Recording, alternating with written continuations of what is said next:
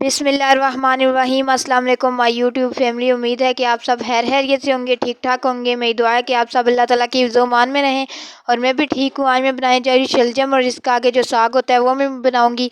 दोनों मिलके बहुत ही टेस्टी बनेंगे और इनकी भुजिया बनाऊँगी, बहुत ही टेस्टी और डिलीशियस बनेंगे।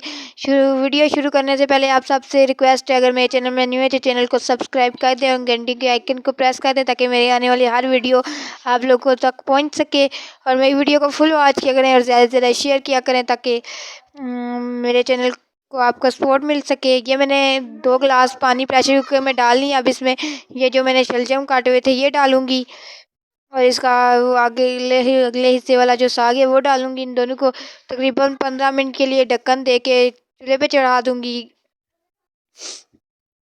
प्रेशर कुकर को। अच्छी से ये तकरीबन 15 मिनट हो चुके। अब हम उतार के चेक कर लेते हैं। ये आप देख सकते हैं अच्छी तरीके से गल चुके अच्छे तरीके से गल चुके साग और शलजम। अब इनको मैं अच्छे तरीके से दूसरी देगची में निकाल लेती हूँ। इनका पानी सुखा के ये देखिए सूख चुके, अच्छे तरीके से गल चुके। अब ये मैंने घी को गर्म कर लिया है, आप देख सकते हैं। देगची में डाल के इसमें ये मैंने तकरीबन 2 अदद प्याज लिए थे जो मैंने काट के। अब प्याज को घी में अच्छी तरह मिक्स करके इनको हल्का हल्का ब्राउन कर लूँगी। हल्का हल्का ब्राउन करना है।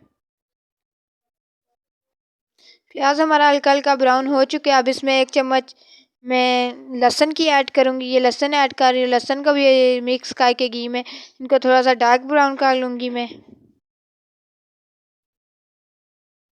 दोनों को अच्छी तरीके से ब्राउन करना है। प्याज हमारा अच्छी तरीके से ब्राउन हो चुका है। अब इसमें 2 अदद टमाटर ऐड करूँगी जो मैंने काट लिए थे बारीक।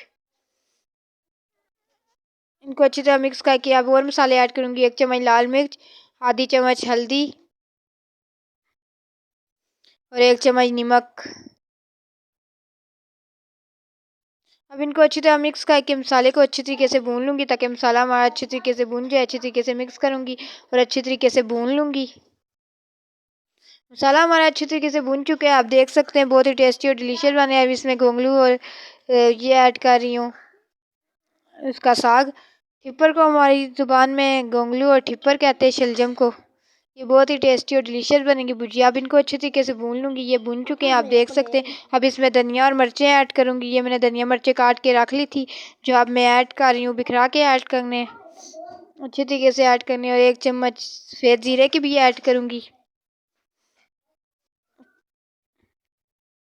सिर्फ 1 चम्मच सफ़ेद ज़ीरा ऐड करना है, ज़्यादा नहीं।